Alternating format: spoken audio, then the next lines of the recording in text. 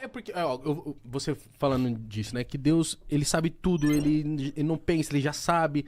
Aí eu fico me perguntando, tem o lance do livre-arbítrio, e aí a pergunta que todo mundo faz, né? Pô, as crianças que morrem, as doenças que a gente vê que matam inúmeras pessoas, por que eu não me questiono e falo assim, por que ele não criou todo mundo pra seguir no correto, talvez? Ou não existir as enfermidades, não existir o mal.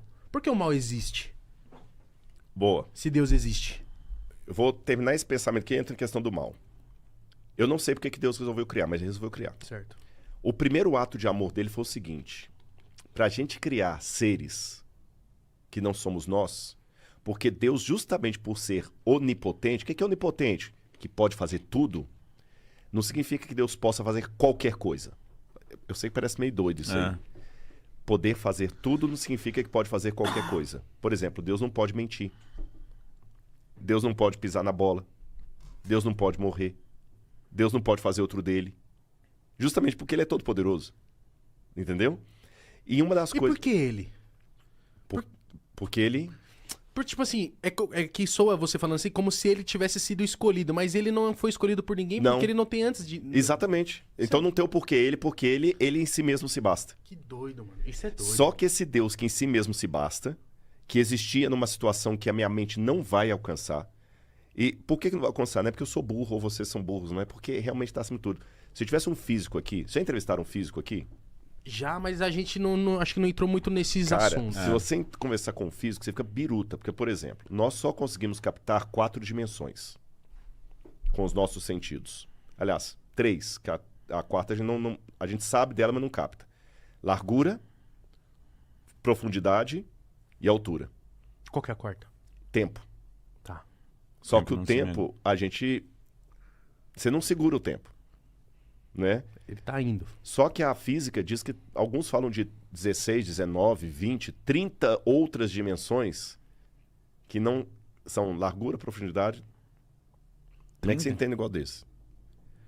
E imagina um Deus, então, que não é medido por nenhuma dessas dimensões.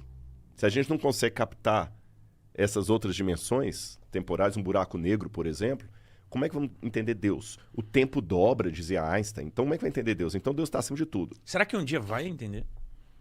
Talvez alguma coisa assim. Por quê? Porque Deus nos deu o pensamento para crescer. Ele não podia... Não, de coração. Ele não podia vir descer, dar uma palestrona pra todo mundo falar assim, ó... Rapaziada, vamos parar com as guerras aí, porra. PowerPoint por PowerPoint. Eu tô falando de verdade. Aí fica claro, mas aí... Mas ele fez isso. Fez? Com Jesus? Jesus. Só que Jesus já está no capítulo 28. Vamos voltar para o capítulo 5 aqui. Tá. Na criação, ele vira para Jesus e fala assim: Filho, eles não são como nós. Mesmo que eu dê uma palestra, eles não vão entender. Isso é um pouco soberbo ele falar isso ou ele só tá sendo real? Não, ele está sendo real. Porque ele é monstro. Ele é monstro. Ele está sendo real. É verdade. Quando Pelo amor de Deus, as perguntas que eu faço aqui não é Gente, duvidando de nada. Mas repito. Se perguntar fosse pecado, Jesus não teria perguntado: Deus meu, que me desamparaste. A Bíblia fala assim: venham, provem que eu sou Deus, façam prova de mim. Fiquem tranquilos. Pelo menos com esse apresentador aqui, Deus se irrita... eu não tenho controle sobre os recortes. Deus se irrita a ser testado assim? Não. Questionado? O que Deus fica irritado? Se fosse, ele ficaria irritado com Jesus, quando Jesus perguntou o que me desamparou. Deus fica irritado quando a pergunta é de soberba, quando a pergunta é de opressão do outro, ou quando a pergunta é uma fuga para não encarar o seu erro. Tá. Mas é engraçado isso, Deus irritado. Deus fica irritado? Uhum.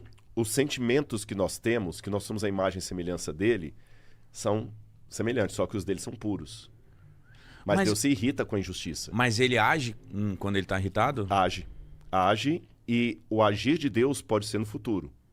Pode ter certeza, meu amigo. Aquele pessoal que hoje, por exemplo... Você acha que Deus não está irritado com alguém que está praticando racismo? Porra.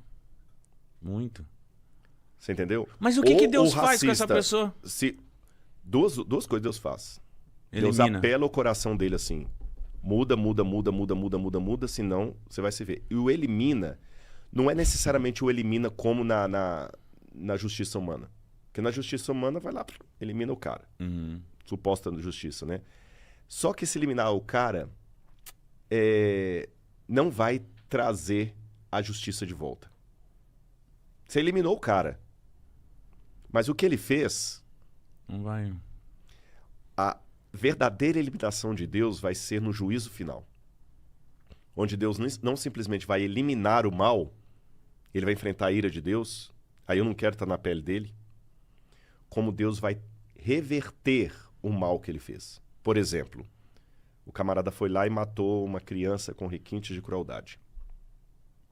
No dia do juízo final, se esse camarada não se arrepender genuinamente, ele vai enfrentar a ira de Deus. Isso aqui eu nem ouso explicar, porque vai ser a pior desgraça da história enfrentar um Deus irado.